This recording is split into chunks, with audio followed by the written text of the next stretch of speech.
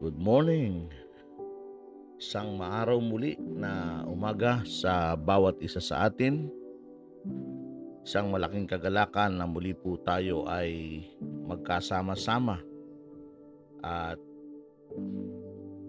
sabay-sabay na magkaroon ng pagbubulay-bulay at pananalangin.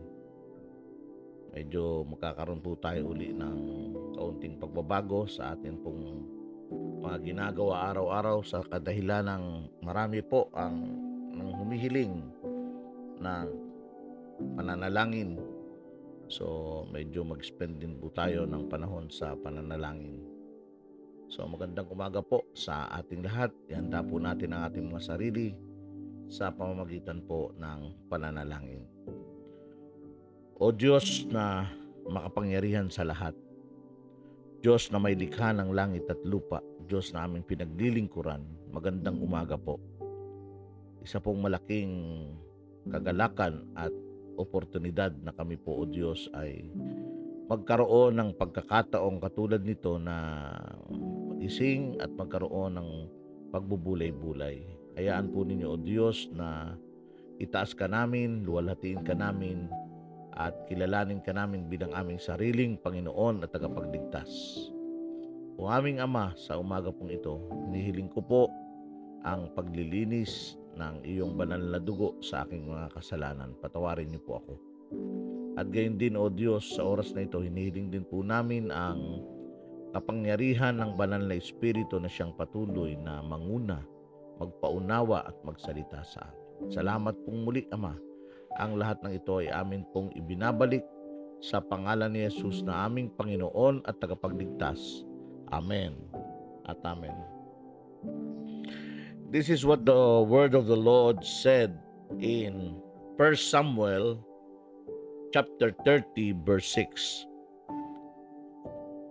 Babasahin ko po sa New King James Version. Now David was greatly distressed, for the people spoke of stoning him, because the soul of all the people was grieved, every man for his sons and his daughters. But David strengthened himself in the Lord his God. Pagpalain ng Panginoon ang pagkabasa ng kanyang salita sa umagang ito. Naramdaman po ba natin o sa buhay po ba natin ay dumarating ang pagkakataon na naramdaman natin o naranasan natin ang nangyari po kay Haring David? Aaring ang iba sa atin ay mayroong mga karanasan na katulad nung kay Haring David, at maaring ang iba rin naman ay nararanasan ito sa mga oras na ito. O today, maaaring ito po ay nararanasan o naranasan ng bawat isa. Para bang ang tingin mo o nararamdaman mo ay wala kang kakampi? Para bang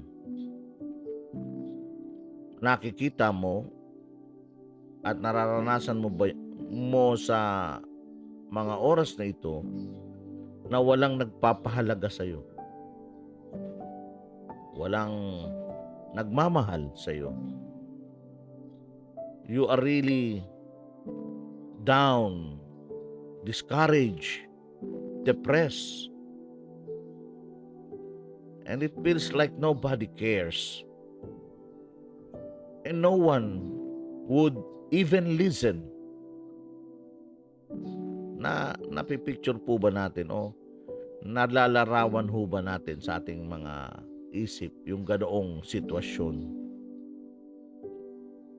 na para bang marami ka nang nagawa, ginawa mo na yung masasabi mong mabubuting mga bagay na kung saan ay nagagawa natin sa mga tao, maaaring ito ay sa mahal sa buhay natin, Maaaring ito ay sa mga kaibigan natin, yung naglabas ka na, wala ka namang ginawang masama. And ngayon, yung mga taong iyon na nasa paligid mo o yung mga taong malapit sa'yo, meron ka ngayong problema o pakikipagdigma o parang pakikipag-away sa kanila. And sa mga panahon na yon ay naging captives din yung kanyang mga anak at yung kanyang mga asawa. Nung araw na yon ay ganoon po yung sitwasyon. Kaya ang unang-unang nais na gawin ng mga tao kay Haring David ay siya'y batuhin, to stone him. Maaaring nararamdaman natin yung mga ganong sitwasyon o maaaring maranasan natin yung mga ganoong sitwasyon na marami na tayong nagawa, marami na tayong natulungan, subalit ang ibinalik sa atin or in return is that we are abused. Hindi ko alam kung sa paanong paraan tayo na abused, pero pwedeng sa mga salitang masasakit at maraming paraan pa na pwede tayong maabuso. I tried myself to help and they took it all wrong. And now, sabi ni Haring David, they are all mad at me. So, makita natin that we are all going to have days like this. When people take us wrong, or we know we gave it our best, but it just not still good enough. Hindi sapat. So anong dapat natin gawin? Anong dapat natin gawin kapag ganoon ang kalalagayan o sitwasyon na kinakaharap natin sa pangkasalukuyan? Maaari kong sabihin, Pastor, katulad kay Haring David, he strengthened himself in the Lord, his God. Katulad kay Haring David, ang gagawin ko, ako ay magpapakalakas mismo sa Diyos. Actually, sa King James Version, it says that he encouraged himself in the Lord, his God. Maraming oras o maraming pagkakataon na yung inaasahan mo sa paligid mo ay magpapalakas sa iyo ng loob. Maaring naiisip natin na marami tayong mahal sa buhay, marami tayong mga kaibigan na pwedeng sabihin natin na maaaring magpalakas sa atin ng loob sa mga panahong tayo ay bagsak na bagsak o talagang lupaypay o lumong-lumo. But sabi ko nga kanina, there are times that there is no one else to encourage us. And we need to just do it ourselves. Mismo ang sarili natin ang mag-e-encourage sa atin. At paano natin gagawin yun? Paano natin gagawin, mga mahal kong kapatid sa Panginoon, na encourage natin ang ating sarili? Mahalin natin ang ating Panginoong Diyos. Start loving your Father in heaven. Simulan mong sambahin siya. Simulan mong purihin siya. Simulan mong magbilang ng mga pagpapalang ibinigay niya sa iyo. Isipin mo yung kanyang kabutihan. Alalahanin mo ang kanyang katapatan sa iyong buhay. Kapag ginawa natin ito, yung ating attitude will affect your situation. Hindi po naman talaga madali na gawin yung i-encourage natin ang ating sarili. But when the dam breaks, the water is going to flow. And sometimes, it will flow stronger than it did before. So today, if everyone has let you down, alalahanin po natin, mga mahal kong kapatid sa Panginoon, that God does not. Hindi ho tayo tatalikuran ng Panginoon. Hindi ho tayo pababayaan ng Panginoong Diyos. Katulad ng kanyang sinabi, lumapit sa akin lahat kayong nabibigatan, papagal ng lubha, at kayo'y aking pagpapahingahin. Start to encourage yourself, to strengthen yourself in the Lord. Bigyan natin ng pagkakataon ang ating sitwasyon o ang ating kalalagayan na bumalik sa Diyos, magpakalakas sa Diyos, at tingnan nyo kung ano ang posibleng mangyayari. Sa Kanya lamang makakatagpo tayo ng tunay na kalakasan. Magandang umaga po sa ating lahat. At tayo po ngayon ay dumako sa pananalangin at ilapit natin ang ating mga ilang kapatid na nag-request sa inyong lingkod upang sila ay ipanalangin. Tayo pong lahat ay yumuko at manalangin. Amang Diyos na makapangyarihan sa lahat, ako po ay nagpapasalamat sa iyong mga salita na nahayag sa aming kalagitnaan. Kung papaanong ang mga salita mo ang siyang patuloy na nagbibigay sa amin ng encouragement, Lord.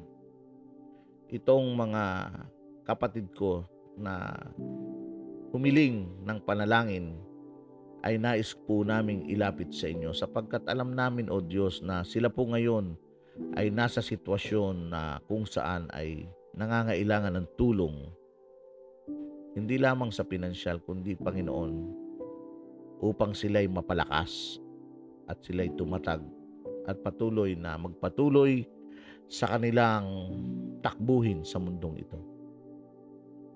Panginoon, itinatas po namin ang anak ni Brother Almenario, yung kambal na anak niya na sa pangkasalukuyan ay nasa ospital po, yung twin, yung kambal.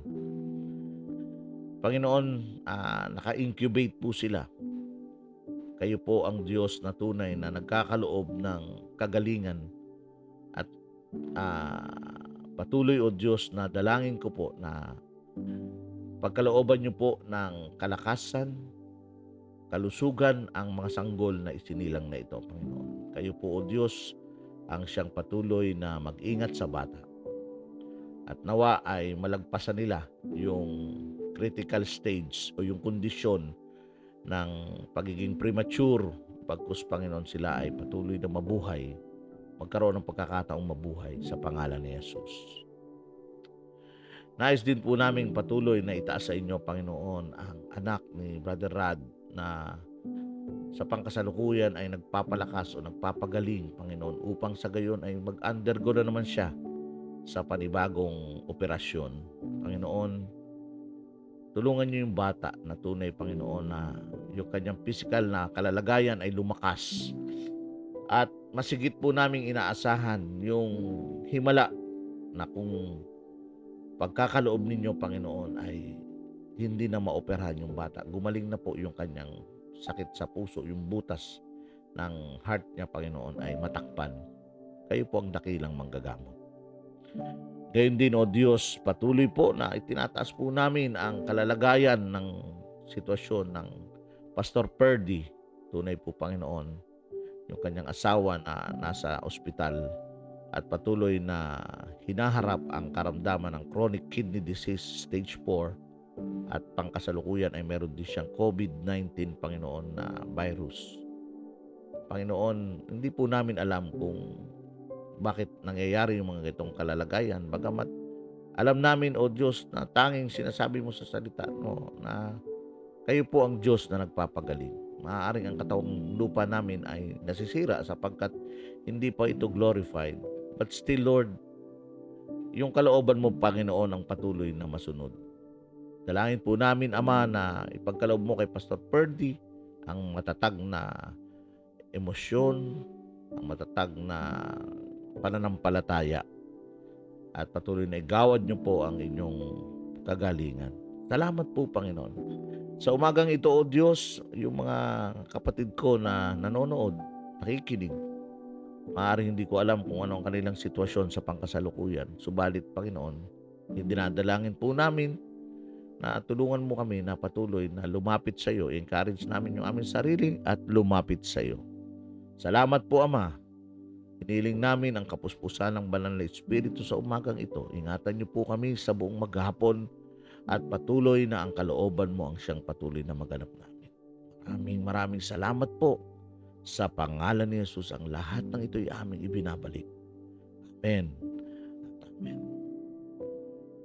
Muli, mga kapatid, no? Magandang umaga po. Mag-ingat po tayong lahat sapagkat sa ating paligid ay patuloy po na lumalakas uli ang COVID virus at ang ilang mga bayan ay nag-lockdown na. Ang iba naman ay nag-MGCQ na. So, continue to encourage ourselves to the Lord, and syempre kasama doon yung pag-iingat. Muli, God bless us all. Sa Diyos ang kaluwalhatian. Soli Deo Gloria.